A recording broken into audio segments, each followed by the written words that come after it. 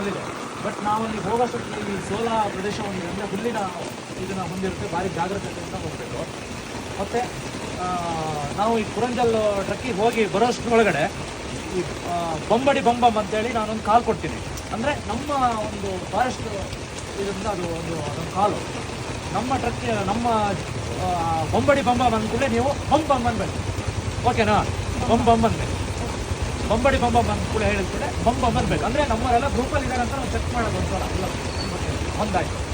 ಮತ್ತು ಅಲ್ಲಿಗೆ ಏನು ನಾವು ನಿಮ್ಮ ಗೈಡ್ ಆಗಿರ್ತೀವಲ್ಲ, ನಮ್ಮ ಜೊತೆನೇ ಇರಬೇಕು.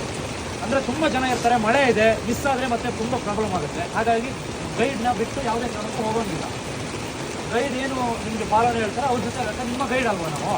ಹಾಗಾಗಿ ನನ್ನ ಹೆಸರು ಪ್ರಭಾಕರ್ ರಾಜಪ್ಪಗೌಡ ಅಂತ, ಆಯಿತಾ?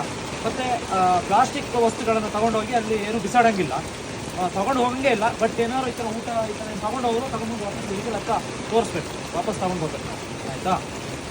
ಮತ್ತು ಡ್ರೋನ್ ಕ್ಯಾಮರಾಗಳನ್ನು ಅಲ್ಲಿ ಉಪಯೋಗಿಸೋಂಗಿಲ್ಲ, ಅಂದರೆ ಕ್ಯಾಮ್ರಾ ಇದು ಮಾಡೋಂಗಿಲ್ಲ. ಡ್ರೋನ್ ಕ್ಯಾಮ್ರಾಗಳನ್ನು ಮಾಡೋಂಗಿಲ್ಲ. ಡ್ರಿಂಕ್ಸು ಸ್ಮೋಕಿಂಗು ಯಾವುದೂ ಮಾಡೋಂಗಿಲ್ಲ, ಆಯಿತಾ?